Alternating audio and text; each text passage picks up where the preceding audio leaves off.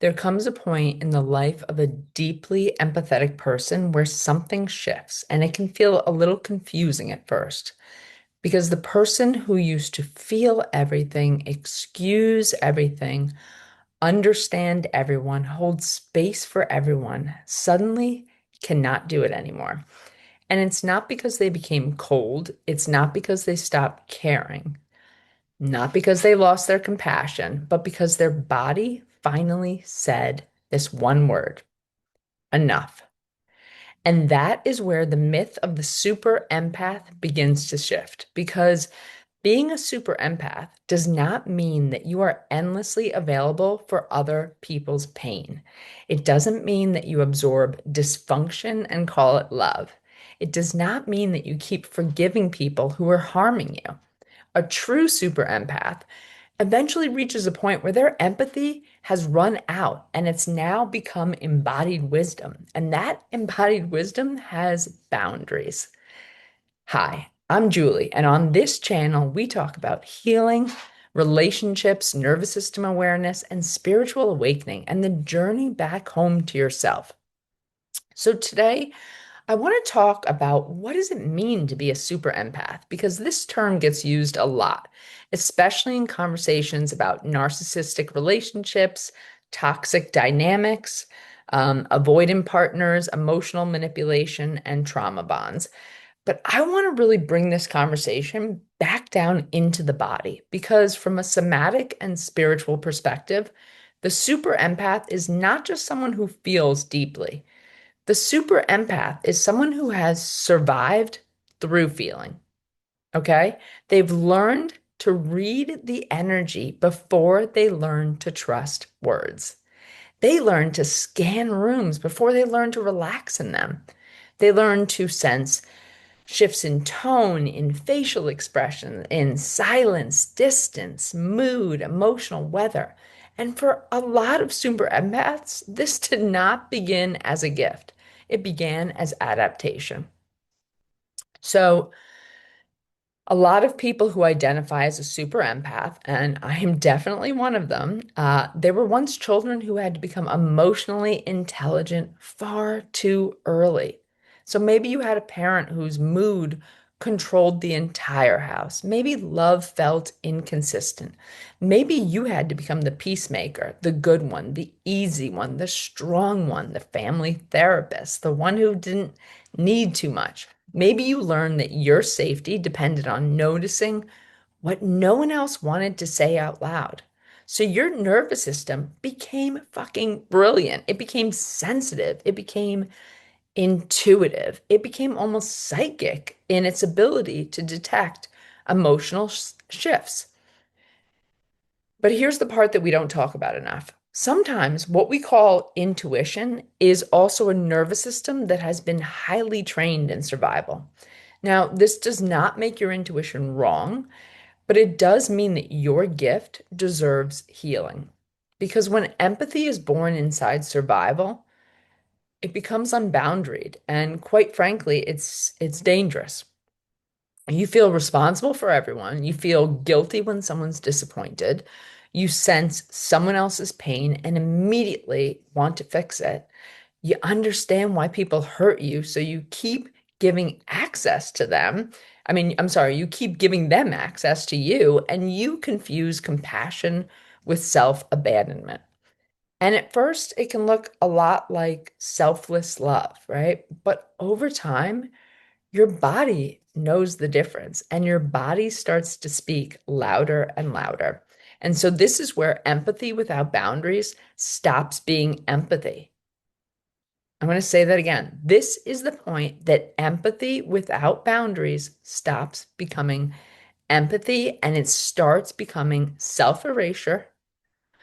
It becomes overfunctioning. It becomes betraying yourself so someone else doesn't have to feel comfortable and do their own work. It becomes staying in conversations that drain you. It becomes explaining your pain to people who, quite frankly, are committed to misunderstanding you.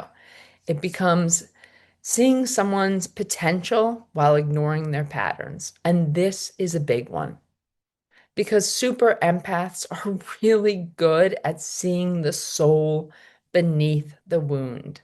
You can feel someone's goodness. You can see their potential. You can feel their trauma. You can feel the scared child inside of them. But you are not a rehab for other grown adults that refuse to do their own work. You can feel the part of them that wants love, but does not know how to receive it. And just because you feel that, you can stay a lot longer than your body wants to. You may keep saying, well, they didn't mean that. They're just wounded. They have trauma. They love me in their own way. They're avoidant. They're scared. They're just not ready. And yeah, maybe some of that is true. Okay, but here is the sacred interruption.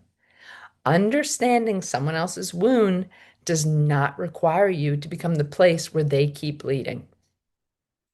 Let me say that again. Understanding someone's wound does not require you to become the place where they keep bleeding. And let me tell you something. This is where the super empath begins to wake up.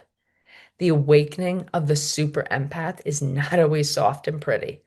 Sometimes it looks like exhaustion. Sometimes it looks like anger and rage. Sometimes it looks like your body rejecting what your mind tries to rationalize and is quite honestly refusing to look at. Sometimes it looks like suddenly not being able to tolerate the same behavior anymore, the same lies, the same emotional distance, the same mixed signals, the same manipulation, the same lack of repair, the same one-sided emotional labor.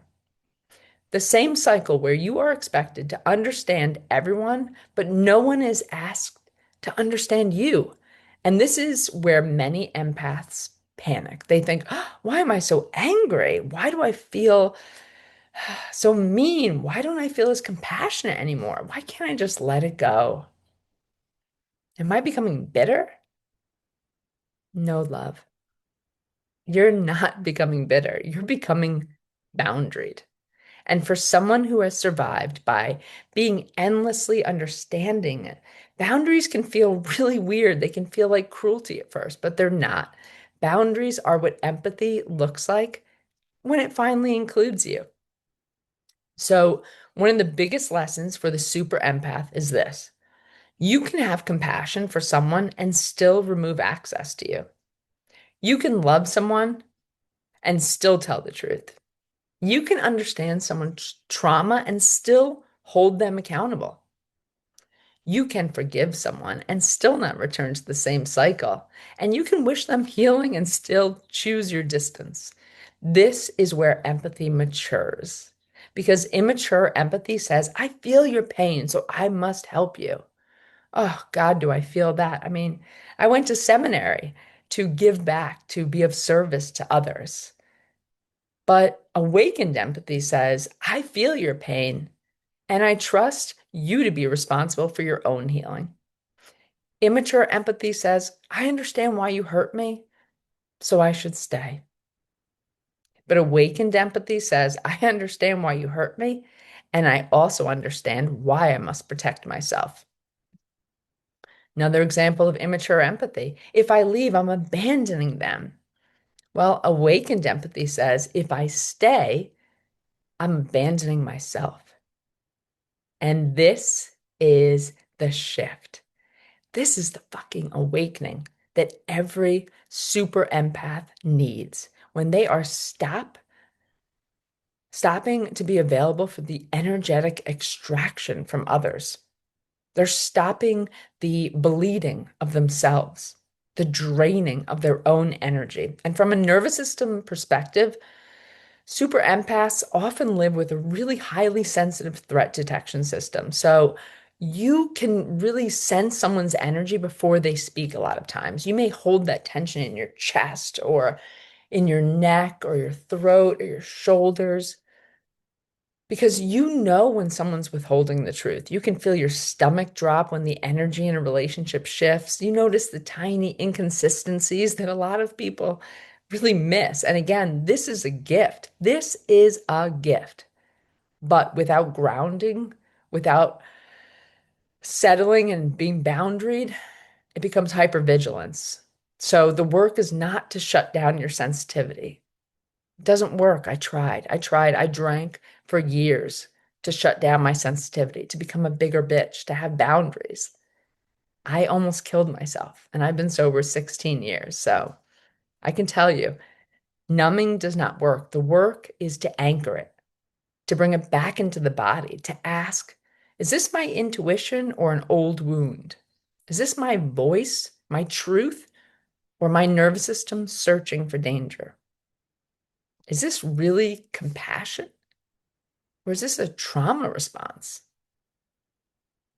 These are powerful questions because the super empath does not become free by becoming less sensitive. They become free by inhabiting their own truth, their own body, and becoming more rooted. So, one of the clearest signs that the empath is now healing is they stop over explaining. They stop sending paragraphs to people who really don't give a shit. They stop trying to prove the obvious. They stop auditioning for basic respect.